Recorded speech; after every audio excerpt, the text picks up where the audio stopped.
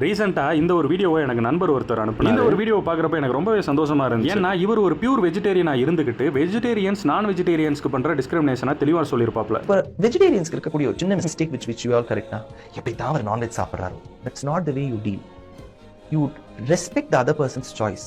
நீயும் அந்த சாப்பாடு சாப்பிடல, உனக்கு எப்படி தெரியும் அந்த சாப்பாடு எப்படி இருக்கும் இருக்காது. ஒருவேளை என் வாயில போட்டா சிக்கன் கூட எனக்கு பிடிச்சிருக்கலாம், நான் பிடிக்கலைங்கிறதுக்காக சாப்பிடாம இல்லை, என்னுடைய தர்மம் என்ன சாப்பிடக்கூடாதுன்னு சொல்லியிருக்கு.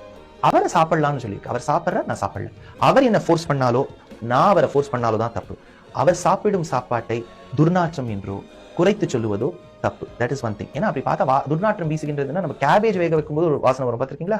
அது என்ன தரமா பேசி விட்டாப்ல. இவர் ஒரு பியூர் வெஜிடேரியன். எல்லாரோட மைண்ட் செட்டும் இந்த மாதிரி இருந்துருச்சுன்னா எந்த ஒரு பிரச்சனையுமே இருக்கு. வெஜ் சாப்பிட்றவங்க வெஜ் சாப்பிடுங்க, நான்வெஜ் சாப்பிட்றவங்க நான்வெஜ் சாப்பிடுங்க. உங்களுக்கு பன்னிக்கறி பிடிக்குமா பன்னிக்கறி சாப்பிடுங்க, மாட்டுக்கறி பிடிக்குமா மாட்டுக்கறி சாப்பிடுங்க. உணவை வச்சு யாரையும் டிஸ்கிரிமினேட் பண்ணாதீங்க. இதை சாப்பிடக்கூடாது அதை சாப்பிடக்கூடாது நீங்க சொல்லாதீங்க. அதை திங்கிறவங்க பார்த்துக்கோங்க.